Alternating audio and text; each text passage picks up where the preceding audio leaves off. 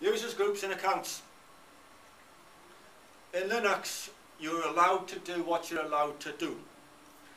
There is a root user and or a super user. In some Linux, like Red Hat and Fedora, there's a root user, and root's got all the power. They're serious to do anything they want to. In Debian Linux, like Ubuntu, there's a super user, and that user is not the same as root. The root exists, you don't want to go with that. But basically, if you're the super user or the root user, you can destroy things, remove things, really mess up the whole system. It doesn't care. If you want to remove the entire directory, every single file, while Linux is running, Linux don't care. It'll let you do it. But only the super user can do that. The ordinary user can't. So we set up users with certain privileges. Some users are ordinary users like yourselves who can log on and play around with stuff. Some users are system users. So if there's a web server, the web server itself is a user. It's actually a user called nobody. And it's a real user, quite somewhat nobody does, but it's there. Different users got different privileges, different things they're allowed to do. Users belong to groups. Usually, at least a user's in one group, but often in more than one. So for example, I want to set up a group to do certain things. There's a group for people that can use the web server. So it makes sense to set up that so it works tidy and put all the people who want to use the web server inside the web server user group. I do the same thing again and again and again. Privileges. We can set certain levels of privileges. At its simplest, you can read, you can write, and you can execute. So at most, you can read, write and execute files. You can just read them, just write them, just execute them.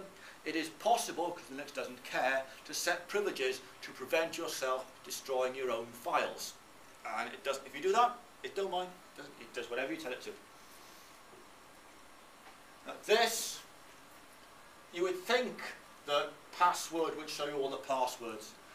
Password is in a folder called Skell, and it's encrypted anyway. This shows you all the users you can possibly see. Cat is the command, so cat shows to the screen all the users in numeric order.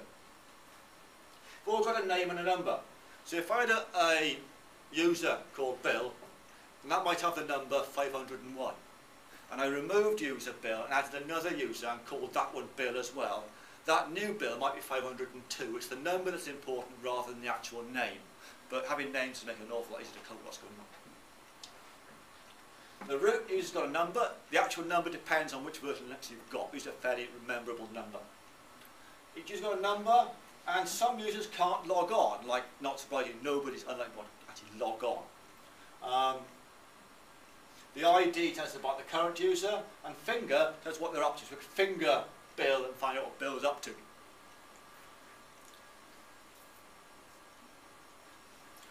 To add user, you must be root. So you'd switch user first. This is SU switch user. SU minus will switch to the current user or the root user, super user, and move to his directory. User add will add a new user. So that will add a new user there. I think, to be honest, it's user add new user minus n. An issue there. So user add new user minus n. They've got no password. Password new user will create a password for them, and that will check it's being created. That switches with the minus to the new user. If you do SU without the minus, it switches the new user but doesn't move to the path. Creates a brand new setup, a new shell for it. You'll find the difference up there. PWD prints working directory. We can modify change users. User mod minus L lock them. User mod minus U unlock them. User del delete them and recursively remove all their files. User del minus R user, they're gone, fixed up there. We can change them, we can pass them, passwords up there and set up like this. Groups. Groups are in /etc/groups. We add a new group with group add. We can change the user. This will add Bill to the group players. And we keep adding people like that. So we'll see who's the members of which groups. So we can allow, for example, just a particular group to view a particular set of files. Permissions. ls-l shows all the files with their permissions. This tells me if it's a directory or not going to be a D if it's a directory.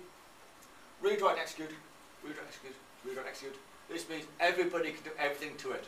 That's what the owner can do, that's what the group can do, that's what everybody can do. And you use something called chmod to change these numbers.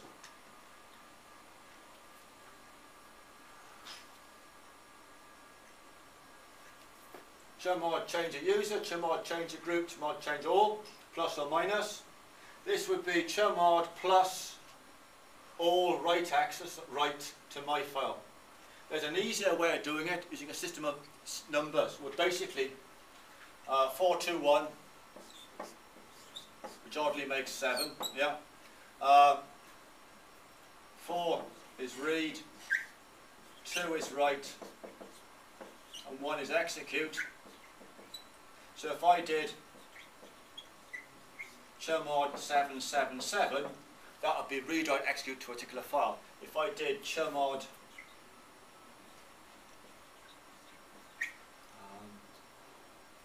640,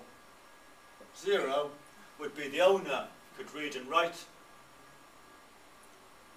Then a group can read only and anybody else can do nothing to it. So the chmod is a way of setting things, which is in a way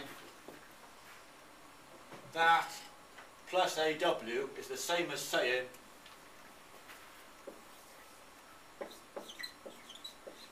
all can write it. So chmod 444 is the same way of doing this. The numbers you get to use easier to use than the plus A or minus A and so forth. To change the users,